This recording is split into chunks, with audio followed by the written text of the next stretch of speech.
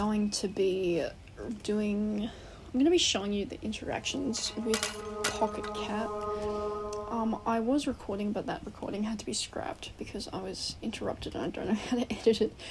But all that really changed is that I met pocketcat outside the museum, and he came out with a wheelchair and he said that he brought Olivia to the party, and then I came into this house to save my game. So I'm going back to the museum. For some bizarre reason, Dan moonscorched into pocketcat even though he was part of my party. This is Olivia.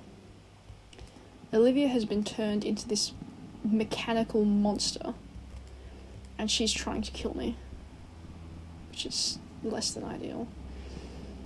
And Dan, as I have said, has been moonscorched into pocketcat, and he is nothing like Dan anymore. He's not Dan anymore.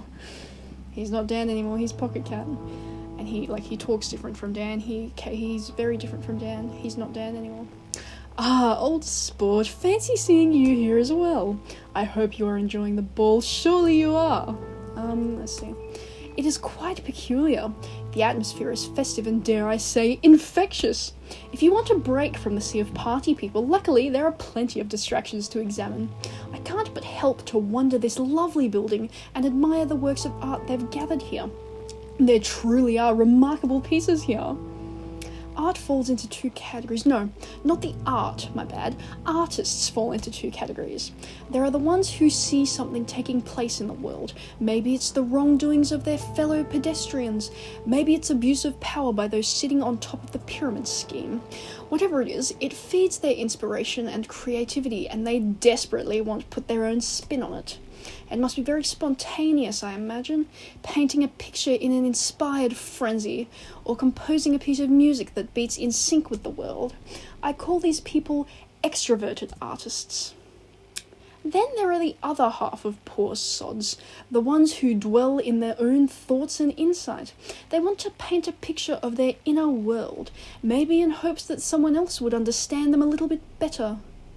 Or maybe to connect with a few like-minded individuals.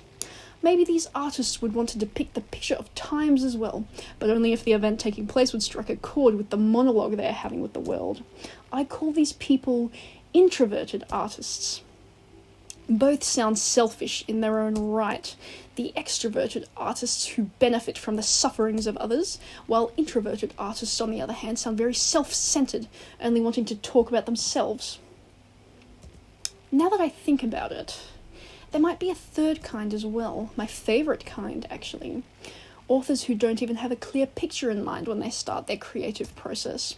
They let the story write itself, let the brushstrokes dictate the direction of the story instead trying to force their own will on it. Such chaotic process can lead to unexplored directions. Inspiration can be a chaotic process, don't you think? Say, old sport, the one who dreams all this, the dreamer buried deep underground, which type do you think she is? I let my bias shine through and you followed on it. Still, I think you might be right there, my friend. But enough about that. Are you here to do business, perhaps? This is what I have to offer. It is quite a nice collection, even if I say so myself. I don't have anything to trade with you, so happy to do business with you. Walk around, mingle a little. You never know what you learn and who you might meet. Maybe if you get lucky, well, you get lucky and don't have to leave here alone. He's so creepy. Have you met anyone interesting? I am impressed by the stamina of these party people. They've been going at it for days now. They did not lie when they talked to party like there is no tomorrow. I already asked him that. Let's do this. Oh my, you let me ramble on like that without introducing myself. I'm pocketcat, the wandering head salesman. Lovely to meet you. Like, he's not Dan anymore. He's so creepy. Have you met anyone interesting? Blah, blah, blah, blah, blah. Let's see. The rich and the noble of Bohemia gathered here. It's a real posh party. I was worried that I was a little underdressed when I arrived here. Tell me it isn't so, my friend. You're not just saying that? Well, I do feel fabulous, but I'll let you in on a secret. These pants of mine, they are way too tight. Too tight where it matters the most, if you get my drift, wink wink. Why would he say that to me? I'm going to show you what other dialogue you can get from different dialogue choices with regard to his outfit. Fine won't really do here. I used to think that you could never be overdressed and always wore my best suit and the best set of boots. But clearly I've let myself go. What happened to me? Live and learn, my friend. Next time I will do better. Just wait and see. I already know what I'll wear. Poor thing. I feel bad for making him feel like he's underdressed. Oh, hang on. I need to pick the bad option and see what. A little underdressed, mate. I knew it. I used to think that you could never be overdressed and always wore my best suit and the best set of boots. But clearly I've let myself go. What happened to me? Live and learn, my friend. Next time I will do better. Just wait and see. I already know what I'll wear. Okay. I'm gonna attack him now, and I'll show you what he does. Oh, friend, it has come to this. Alright, so I'm gonna attack his arm. I don't know how to defeat him in battle, but watch this. Pocketcat's eyes light up.